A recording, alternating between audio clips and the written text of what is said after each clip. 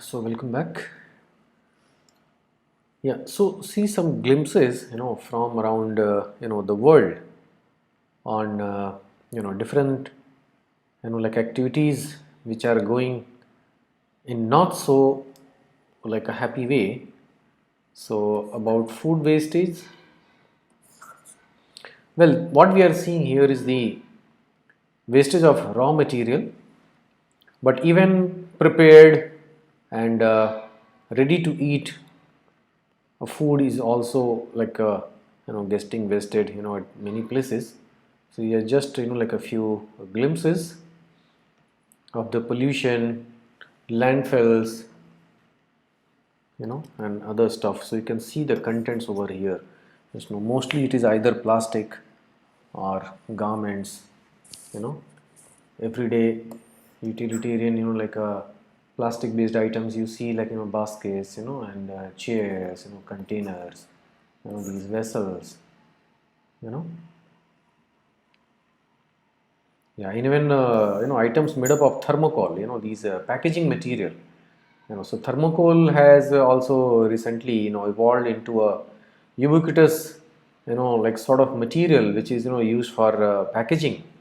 It keeps like the packaged items very safe, but its shelf life, its usable life is really very short, till it reaches the end, like a customer, end user, and after that it gets simply discarded and thrown away. And since these are casted in such a unique shape and sizes that they are unfit for any other uses also. And it's not a sturdy, strong, like material. It's very, it's the form of a bubbles, right? You may have seen it. Okay, so yeah, this also forms like this bulk and electronic waste, like we are talking about today. Our society is drowning into this electronic waste.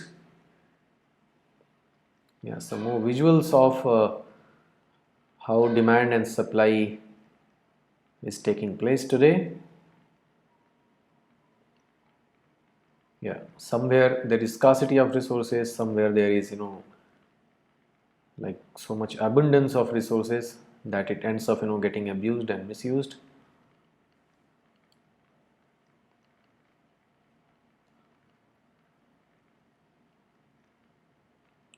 Yeah, so very apt like a take on this waste generation.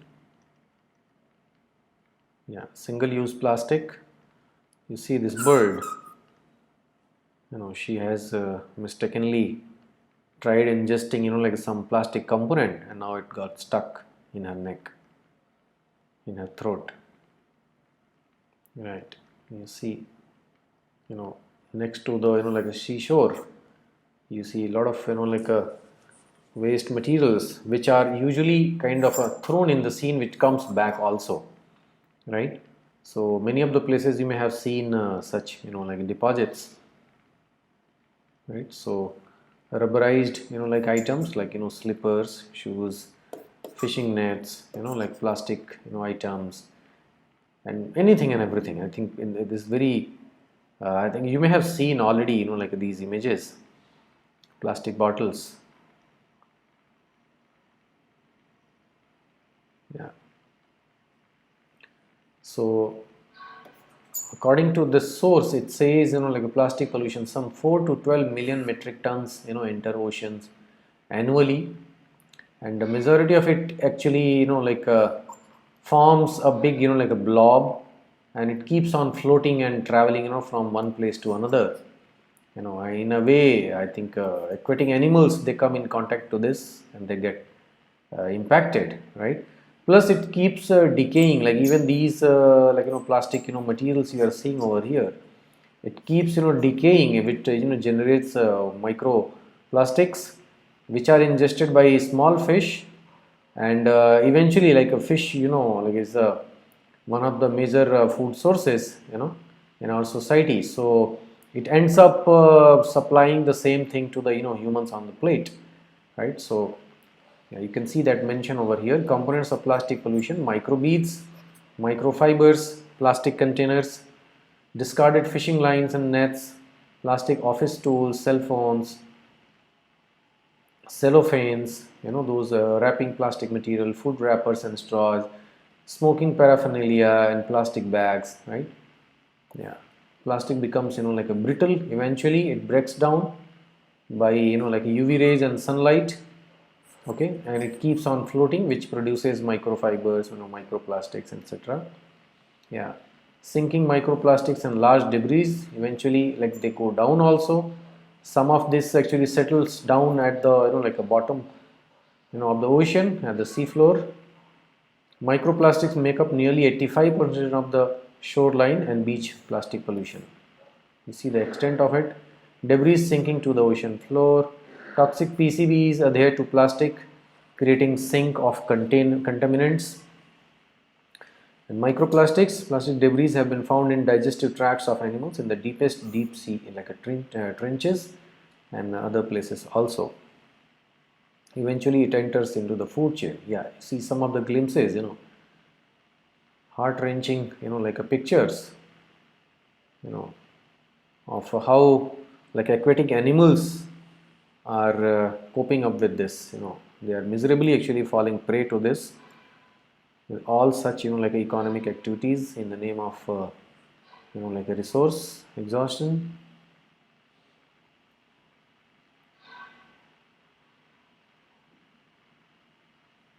How these animals are getting caught in the nets. Yeah, and many such glimpses, you may have seen it yourself.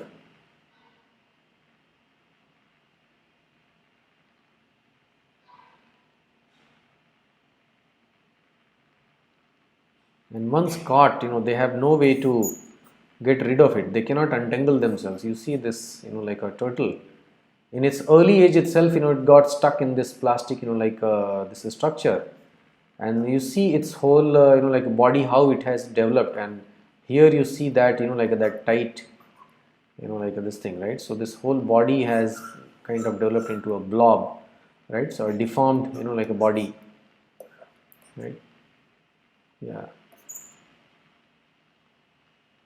Mistakenly actually they end up falling prey. You may have seen this picture. There was an issue of a National Geographic magazine a few years back, and there was an extent, very lengthy extent, to which they have gone and pictured these instances where like these birds have ingested so many like a plastic like items, these small caps, debris and rings, these shells, right, these tubes, whatnot, and eventually like I end up like dying, and this is the carcass which is just lying somewhere, and it was shot. So it's a definitely it can be called as like a plague of plastic. Actually, this whole plastic thing is plaguing the whole like this planet. Yeah, another heart wrenching like image of this this tortoise getting it has mistakenly it has I don't know, like this straw, this humble like a straws we use for juices and drinks, in its nostril, one of its nostrils got like a stuck, and yeah, these rescuers actually rescued him. I think this is available over internet. Maybe you can try watching that YouTube video. You will see the extent of like a misery this material has brought to the other animals. Yeah, well, this cartoon is a little older. I think we have recently reached population of 8 billion. Yeah, so it's a moment for celebration. But if you see like so many like 8 billion mouths to feed, definitely I think Earth is in a severe scarcity of providing like these resources. So very apt presentation. So if you see some facts and figures related to this mindless consumerism, the world continues to use natural resources unsustainably. 2010, this footprint was global material footprint 73.2 billion metric tons, which rose to 85.9 billion metric tons in 2017.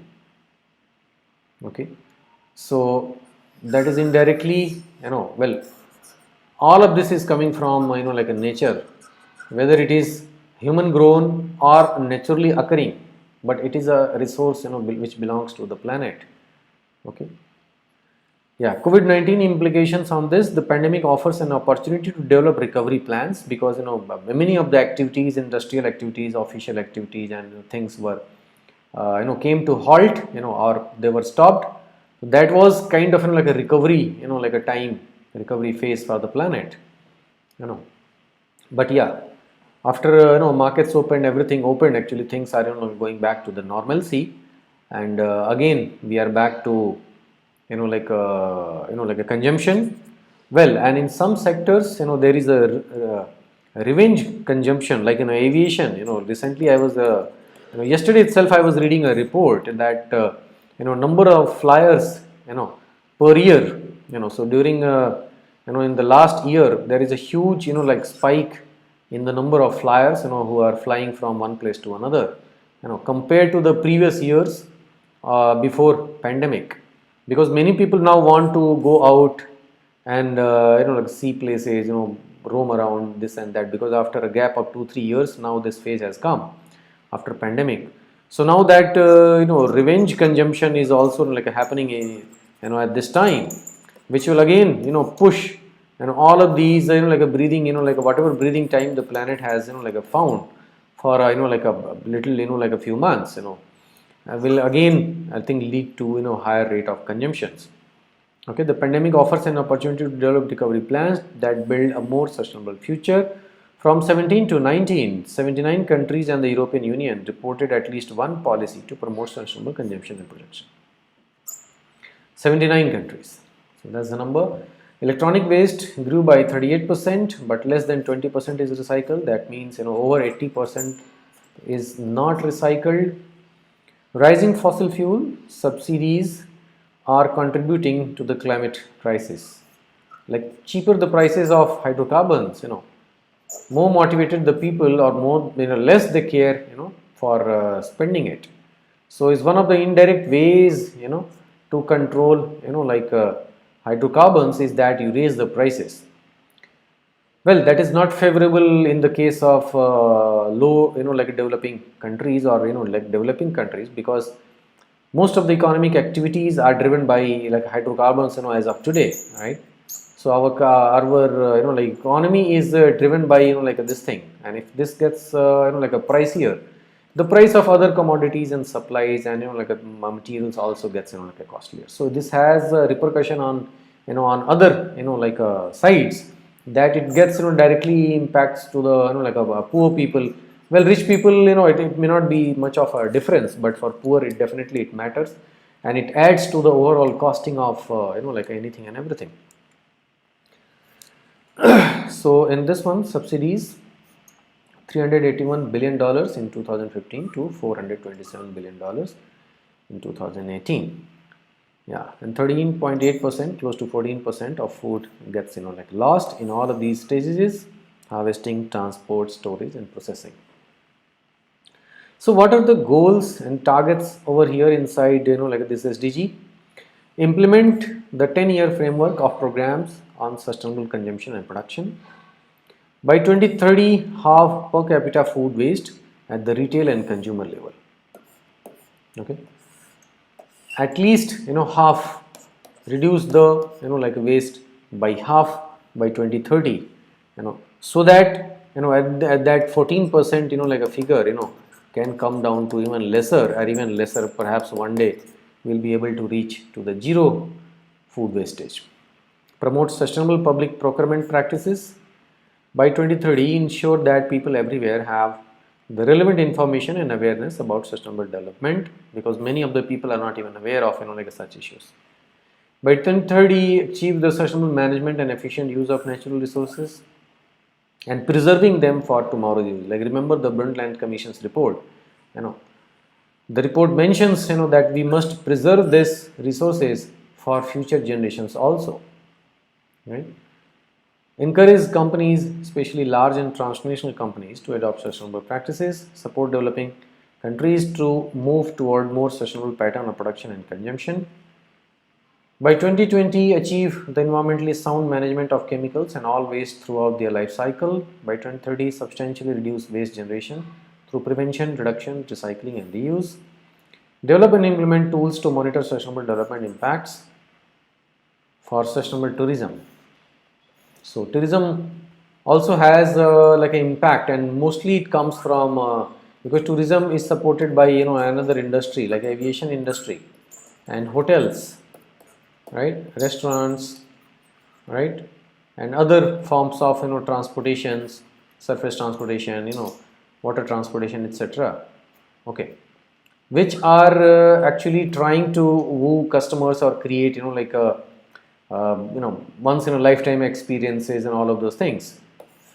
In turn, they end up like creating huge impacts, right? So if we go about around tourism sector, we can definitely make it like a sustainable for everyone, that it doesn't stops also and doesn't creates like a negative like an impact. Rationalize inefficient fossil fuel subsidies that encourage wasteful consumption. Yeah, so wasteful consumption of any resource and mandatorily for hydrocarbons must stop. But yes, responsible like consumption should also be promoted at the same time, because increasing like cost or removing subsidies is definitely going to hurt poor like the most. For more details, you can refer this link. Yeah, so some targets if we see inside this SDG. Implement the 10-year framework of programs on sustainable consumption and production patterns. All countries taking action, with developed countries taking the lead, taking into account the development and capabilities of developing countries. By 2030, achieve the sustainable management and efficient use of natural resources. By 2030, half per capita global food waste at retail and consumer level. By 2020, achieve the environmentally sound management of chemicals and all waste throughout their life cycle in accordance with agreed international frameworks, and significantly reduce their release to air, water and soil in order to minimize their adverse impacts on human health and the environment. By 2030, substantially reduce waste generation through prevention, reduction, recycling and reuse.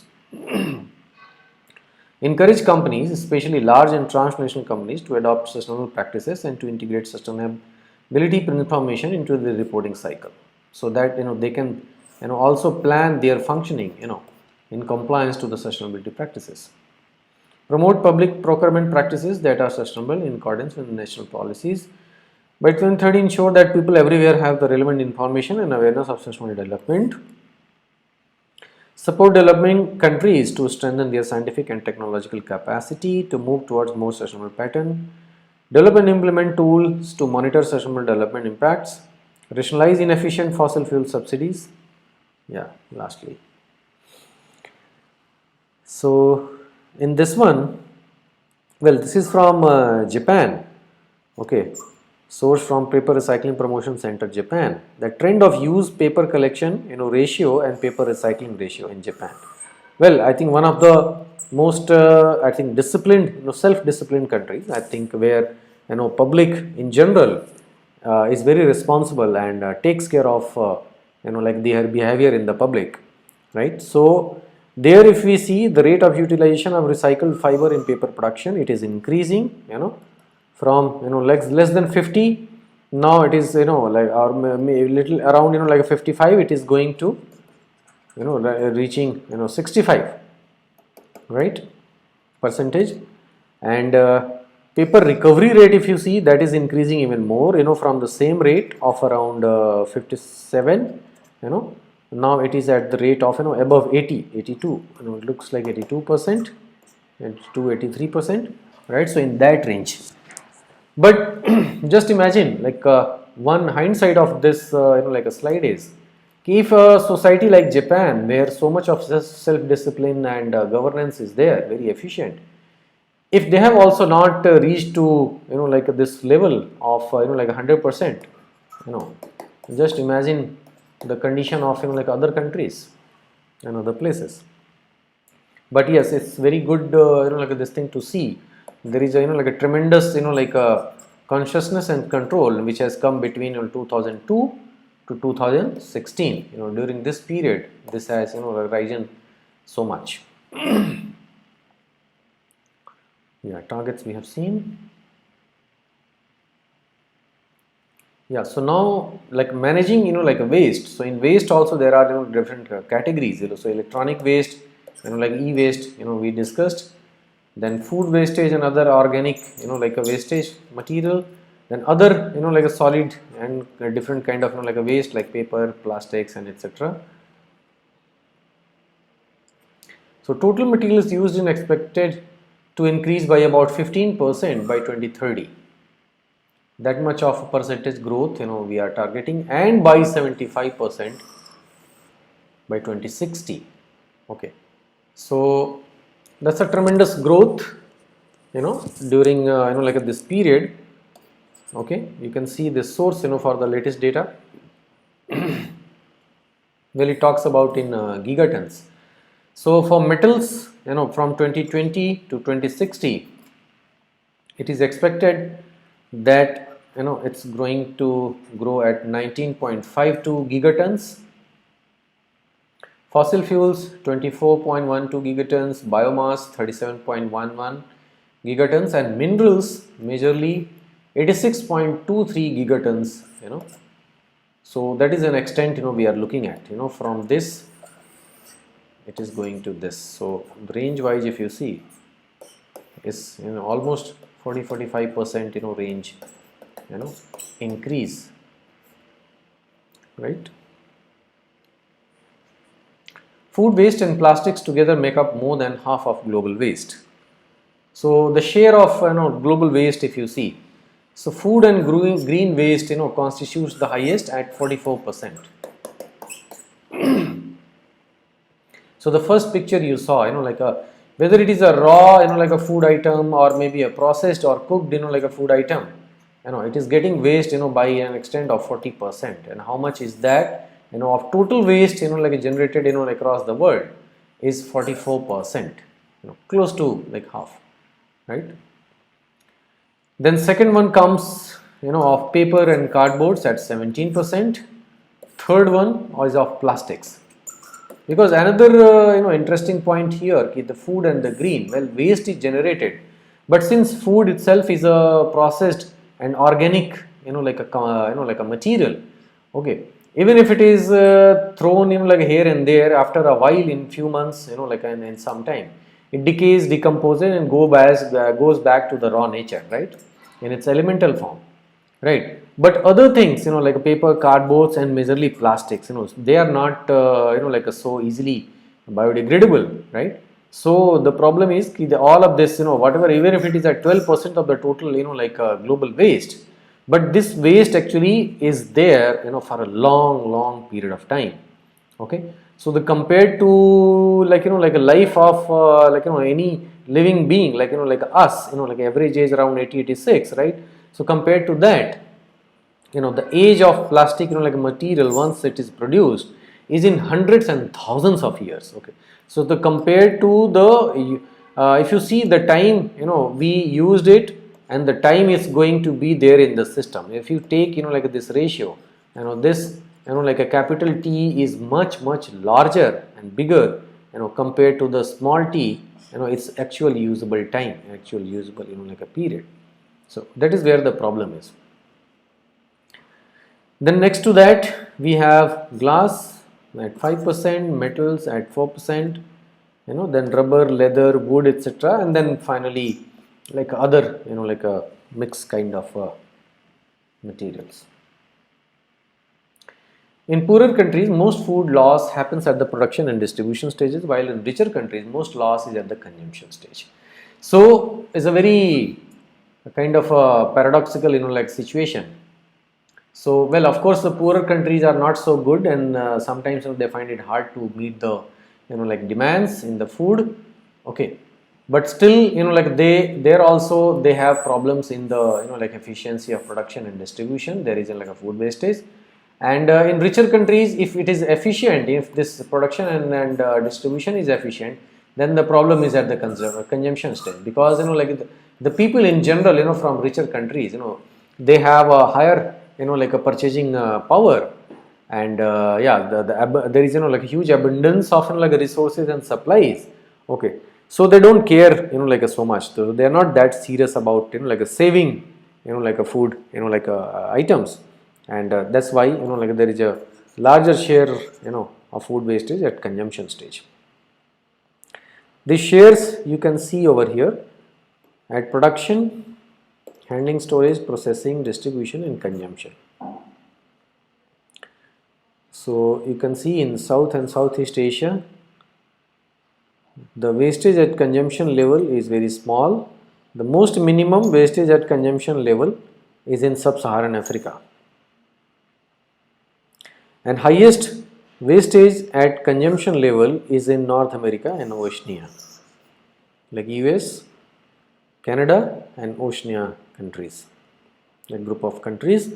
Then second, like most wastage happens at the consumption stage is in Europe, and then third in industrialized Asia, like Japan, Korea's, China, these places. And the largest wastage in production stage is in sub-Saharan Africa. Second largest perhaps in Latin America and Europe. And then we have North America, West and Central Asia and industrialized Asia. So there is this distribution. Well, you can refer, like a World Resources Institute for latest data. Over 2/3 of all plastics ever made have been discarded. Only 6% of plastics have ever been recycled. So only 6% of plastics, have been ever been recycled. That means, like whatever plastics have been produced till now, in the whole world, only 6% is recycled. 94% is not recycled and may be lying somewhere in the ecosystem. So this is this, like a situation. Primary production, plastic consumption by stages, if you see, 8.3 gigatons, used ones 5.8, still in use 2.5. Out of this, 4.6 gigatons actually gets discarded, and only small 0.7 gets in incineration for power generation, etc. For recycling, only 0.5%. So this is the extent. Some data on, does country have sustainable consumption and production national action plan 2017? So yeah, you can see as per 2017, from the source, UN Statistics Division, there is no data available from many of the countries. Like in the North Americas, it is empty. Many in the Eastern Europe, it is empty. Russia, empty. South Asia, I think, in this empty. Many countries here. And Australia, New Zealand, this portion is empty. Japan, there is no data. And most of African nations also, there is no data. Okay. And in yes, of course, I see a number of blue countries.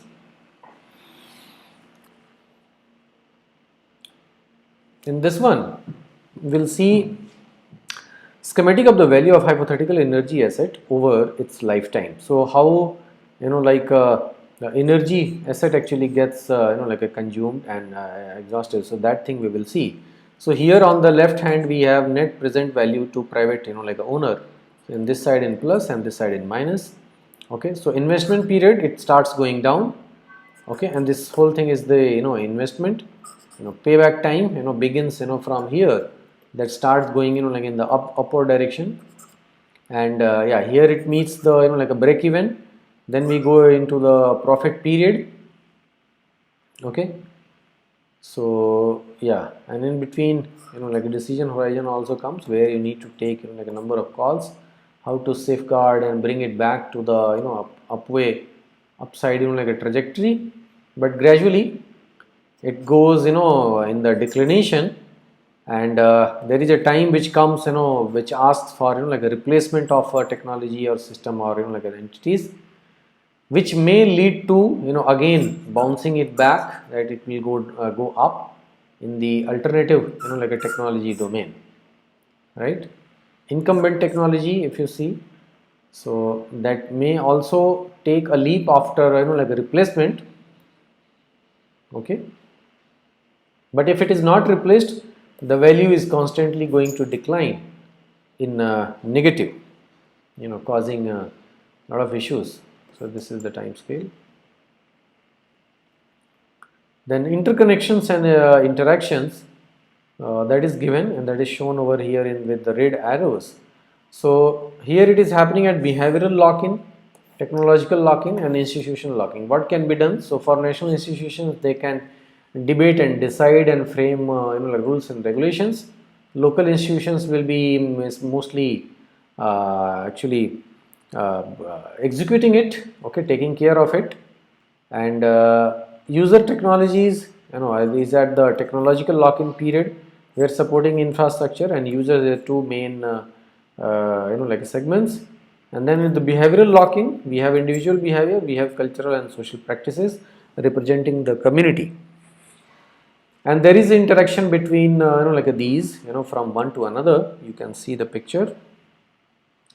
Interconnections and interactions among and within different levels of carbon lock-in. Carbon lock-in occurs in multiple dimensions: institutional, technological, behavioral, at multiple scales, local to national or individual to structural, with multi-directional causation between and among the levels. For example, governments can influence technology through regulations and legal frameworks. But technology also influences government decision making through activities such as lobbying and political donations. The red arrows demonstrate the multi-directional causation between and among the levels of lock-in and are intended to be illustrative only.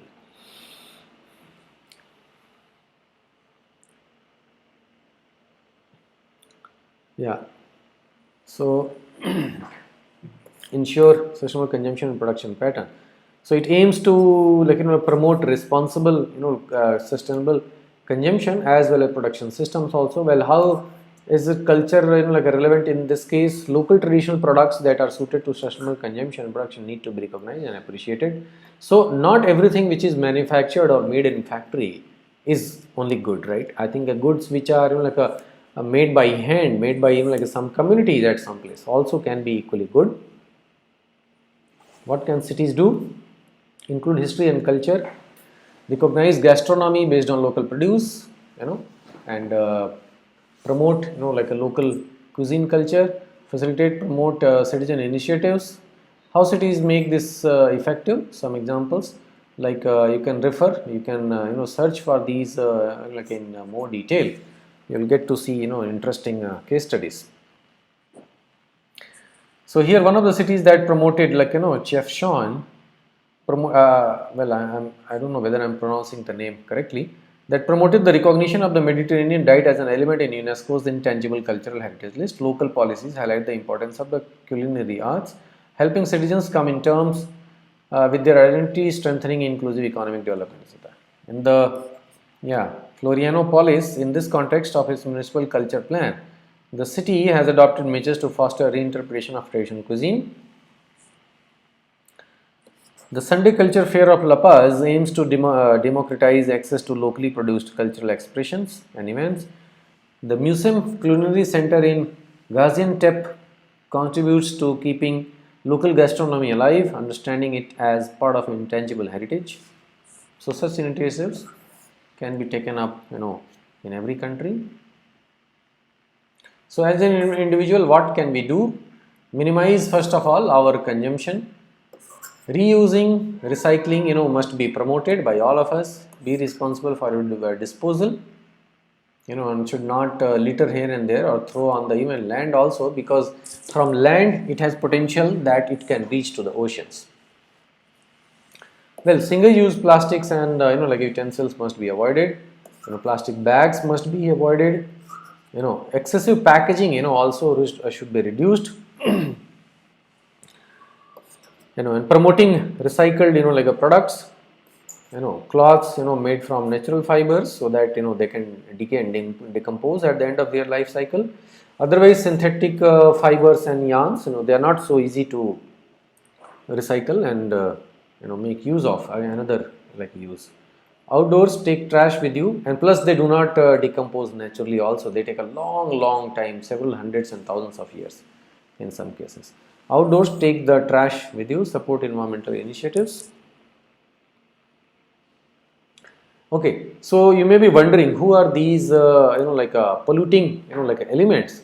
Well, as a consumer, I think every person who is consuming things and resources with an irresponsible sense is the offender of this planet and the whole this life system which is existing on this planet.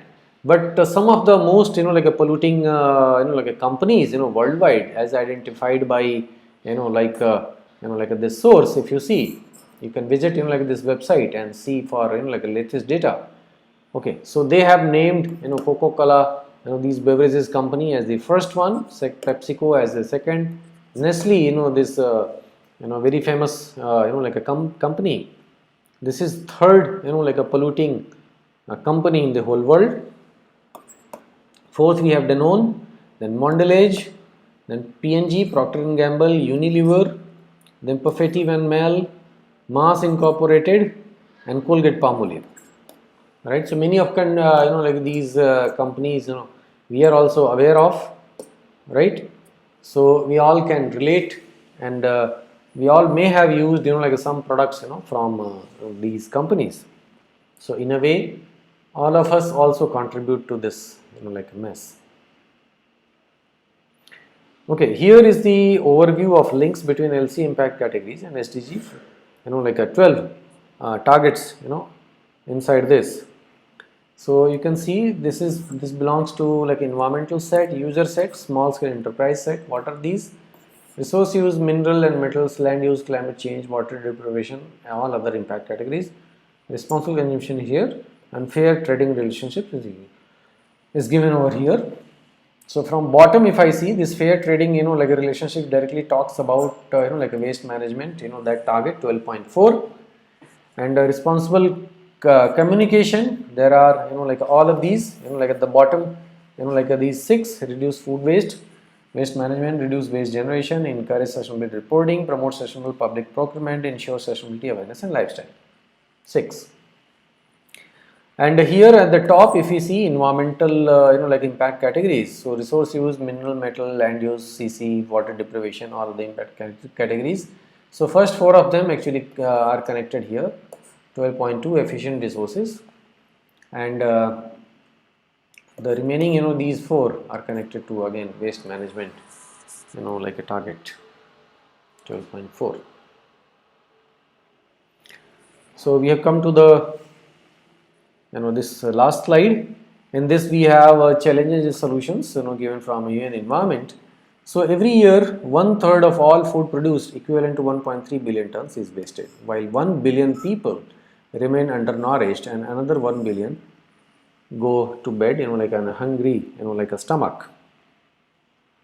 What can be done? Reduce food wastage by producers, retailers, consumers at all stages of the journey of food. It must be saved. Households consume 29% of global energy, contributing to 21% of CO2 emissions. So almost like a 30%. So switching to efficient lighting solutions or other electricity consuming devices to make them efficient, right? So to save $120 billion every year and prevent 16 billion tons of carbon emissions over the next 25 years. So you see the extent, by saving that much, how much of CO2 emissions will be saving. The world's fresh water supplies such as rivers and lakes are polluted at much faster rate than nature can recycle and purify. So self-healing capacity we discussed earlier. So that is getting outpaced by the rate at which pollution is happening. So reduced release of chemicals and waste into the air, water and soil. So in a nutshell, I think the idea is that to save on overconsumption. Okay. So now this lecture is done. This module is over. And I would definitely request from all of you to must take this lesson and inform your family members, your friends, peers, and everyone to be very cautious about consumption patterns, our consumption patterns, because all of us carry equal a share in this responsibility to save our planet. So with this, we have come to the end of this module. Thank you all for joining. See you in the next one.